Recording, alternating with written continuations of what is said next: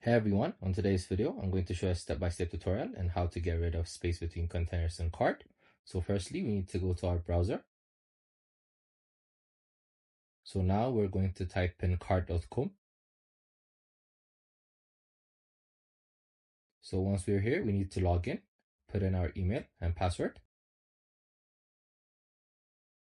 So once we're here, we're going to click on new site. Then as you can see, it gives us numerous templates to choose from. I chose this one. As you can see, there is a step-by-step tutorial on how to use the buttons. So now we're going to click on the tiles. As you can see, it gives us a pop-up view from the left side. Then next, we're going to click on the brush mark. So while there, we're going to click on the option which says padding, then set the vertical and horizontal to 0 and 0. We'll do the same for the spacing option which presents at the end. So as you can see, the space between the containers have decreased. We'll go to each tiles and do the same process again and again.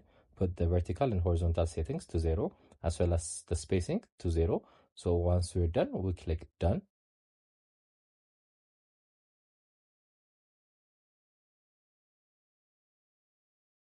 We repeat the steps for how many tiles we have in the template.